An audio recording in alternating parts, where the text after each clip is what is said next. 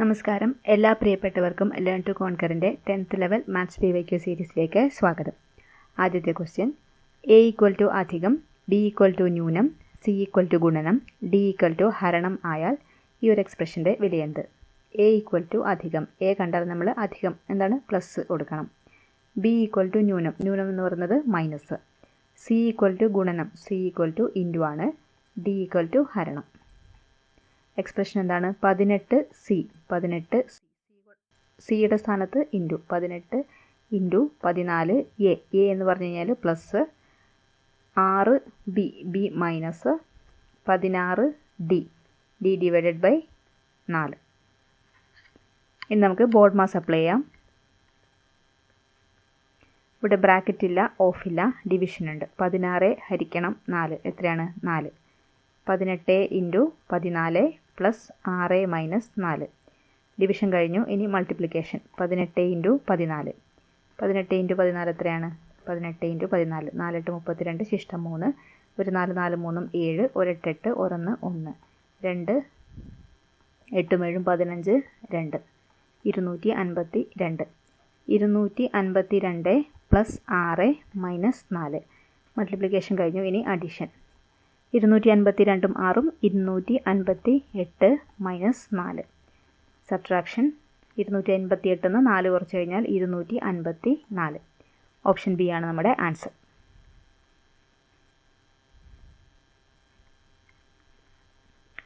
ഒന്ന് into 2 5, 2 into 1 4 ആയാൽ 3 into 5 എത്ര?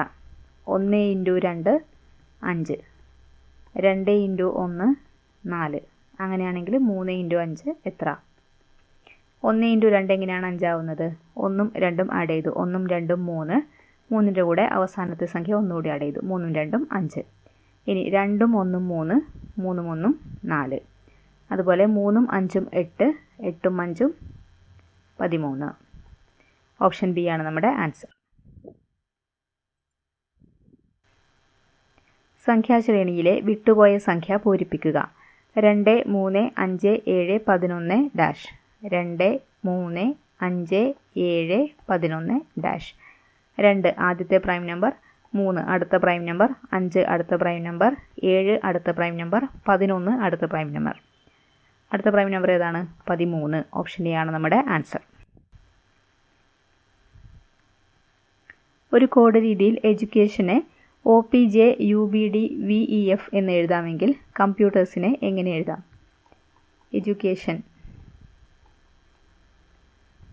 TION. ഓരോന്നിൻ്റെയും കൂടെ ഒന്ന് കൂട്ടി എഴുതുക. ഇയുടെ കൂടെ ഒന്ന് കൂടി കഴിഞ്ഞാൽ F, ഡിയുടെ കൂടെ ഒന്ന് കൂടി കഴിഞ്ഞാൽ E, U + 1 V, C + 1 D, A + 1 B, T + 1 എത്രയാണ്? U, I + 1 J, O + 1 P, N + 1 O. ഇനി ഇതിനെ ഒന്ന് തിരിച്ചെഴുതാം. ഇവിടെ നിന്ന് ഇങ്ങോട്ടേക്ക് എഴുതുക. O P J U B D V E F. ഇതല്ലേ നമുക്ക് തന്നിരിക്കുന്നത്? O P J U B D V E F. അപ്പോഴെന്താണ് ചെയ്തത്? ഓരോ അക്ഷരത്തിൻ്റെയും കൂടെ ഒന്ന് കൂട്ടി എഴുതി. പിന്നെ അതിന് അവസാനം റൈറ്റിൽ നിന്ന് ലെഫ്റ്റിലേക്ക് എഴുതി. അങ്ങനെയാണെങ്കിൽ കമ്പ്യൂട്ടേഴ്സ് എങ്ങനെ എഴുതാം? COMPUTERS.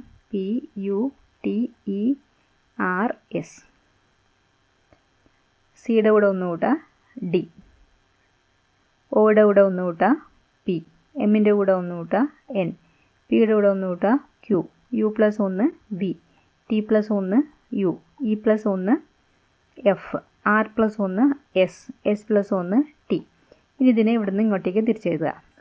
T S F U V Q N P D. Option A ആണ് നമ്മുടെ ആൻസർ. തന്നിരിക്കുന്ന വാക്കിൽ നിന്നും നിർമ്മിക്കാൻ കഴിയുന്ന വാക്ക് കണ്ടുപിടിക്കുക.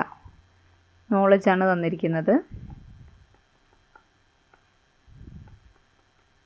ആദ്യത്തത് നോൺ, KNOW. ഇനി ഒരു N ഇല്ല, അതുകൊണ്ട് A പറ്റില്ല. കോളേജ്, ഇതിൽ C ഉണ്ടോ? ഇല്ല, അതുകൊണ്ട് കോളേജ് പറ്റില്ല. Ledger, LEDGER. ആർ ഇല്ല, അതുകൊണ്ട് ലെഡ്ജർ പറ്റില്ല. അടുത്തത് ലോഡ്ജ്. LODGE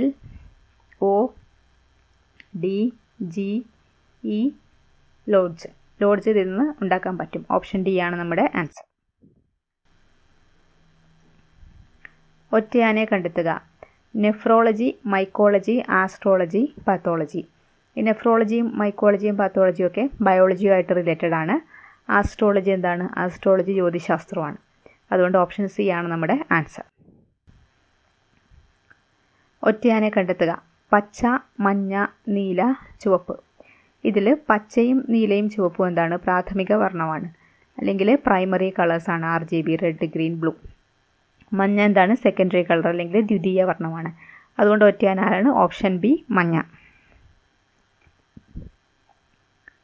42 പേർ പഠിക്കുന്ന ഒരു ക്ലാസ്സിലെ കണക്ക് പരീക്ഷയിൽ ദിലീപിൻ്റെ സ്ഥാനം മുന്നിൽ നിന്ന് 18-ാമതാണെങ്കിൽ പിന്നിൽ നിന്ന് കണക്കാക്കിയാൽ ദിലീപിൻ്റെ സ്ഥാനം എത്ര? ടോട്ടൽ 42 പേരുണ്ട്, കുറേ കുട്ടികളുണ്ട്. ദിലീപിൻ്റെ സ്ഥാനം മുന്നിൽ നിന്ന് എത്രയാണ്? 18-ാമത്. അപ്പോൾ ദിലീപ് വരെ ഇത്രയും കുട്ടികളായപ്പോൾ 18 പേര് കംപ്ലീറ്റ് ആയി. ബാക്കി എത്ര പേരുണ്ട്? 42 - 18. 3 പോയാൽ 2, 24 കുട്ടികൾ ഇവിടെയുണ്ട്. ഇത്രയും ഭാഗത്ത് 24 കുട്ടികളുണ്ട്.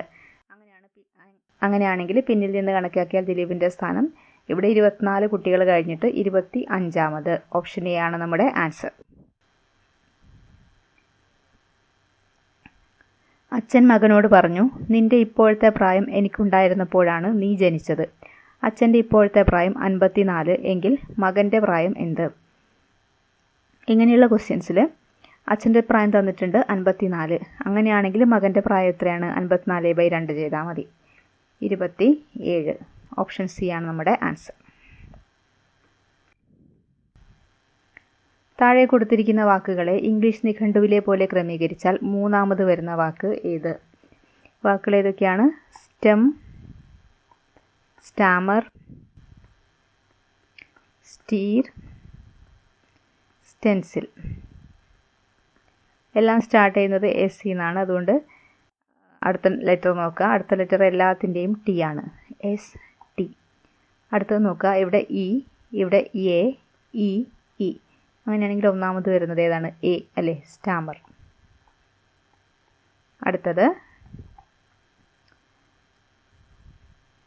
അടുത്ത ലെറ്റർ കൂടി നോക്കുക. M, E, ഇവിടെ N. അങ്ങനെയാണെങ്കിൽ ആദ്യം വരുന്നത് E, സ്റ്റീർ. അത് കഴിഞ്ഞിട്ട് ഇവിടെ M, N. M കഴിഞ്ഞിട്ടല്ലേ N വരുന്നത്. അപ്പോൾ അടുത്തത് സ്റ്റെം. Last word stencil. നമ്മൾ ചോദിച്ചിരിക്കുന്നത് മൂന്നാമത് വരുന്ന വാക്ക്. 1, 2, 3. സ്റ്റെം ആണ് മൂന്നാമത് വരുന്ന വാക്ക്. ഓപ്ഷൻ എ ആണ് നമ്മുടെ ആൻസർ. ഇത്രയുമാണ് ഈ ഒരു ക്ലാസ്സിൽ ഇൻക്ലൂഡ് ചെയ്തിരിക്കുന്നത്. ആദ്യമായിട്ട് കാണുന്നവർ ചാനൽ സബ്സ്ക്രൈബ് ചെയ്യുക. നിങ്ങളുടെ വിലയേറിയ അഭിപ്രായങ്ങൾ കമൻറ്റ് ചെയ്യുക. മാക്സിമം ഷെയർ ചെയ്യുകയും ലൈക്ക് ചെയ്യുകയും ചെയ്യാം.